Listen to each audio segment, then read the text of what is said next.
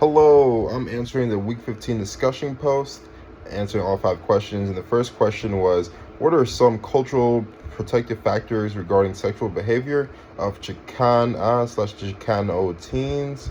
And for this one, I put, some like cultural protective factors regarding the sexual behavior of the teens includes like strong family values, having like a very close, like things like having a very close relationship with your parents and just being close to your family.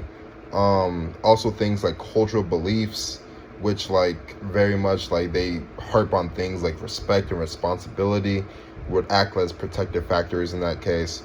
And this is because like a lot of times family has a big role in like what you do and the decisions you make, and they would like discourage teens making risky behaviors that could, like that they would discourage teens making risky behaviors that would like act as a protective factor as well. Also, religious influences can like have teens have more responsible and like safe, more cautious choices when it comes to like sex and stuff like that.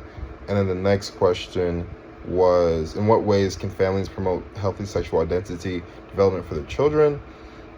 And they can promote that they can make the children feel safe when talking about how they feel and their experiences, because so a lot of the times when you like make it secluded or make it like a big deal, they can tend to hide things from you. So open communication is one of the biggest things, and then just looking to educate your children and then teach them about boundaries, respect, and create an identity where they're confident in who they are, so they don't have to do anything they're not supposed to be doing.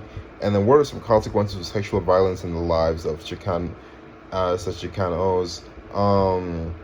There's a lot of consequences. Like it can very much impact mental health, like anxiety, depression, and trauma, and it can like affect like your relationships and trust. And it can even like seep into things that outside of it, like academic performance, just because of like mental health, like depression and stuff like that. Next question is, how can schools counter microaggressions faced by Chicanos/Chicanas with their gender, sexuality, and ethnicity?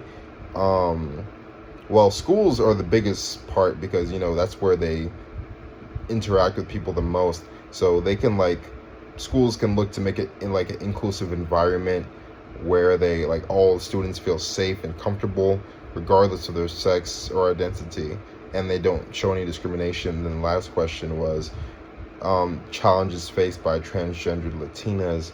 And Latinas face a lot of challenges because it could be discrimination from themselves, discrimination from their family, discrimination from their friends, the communities, as well as racism on top of that, which is just not a good combo in my opinion. And schools can help this by providing support and acceptance for these children, for these teens, because that's what they need at the end of the day, to whoever they want to be, whoever they feel like they are. They just need acceptance. Thank you.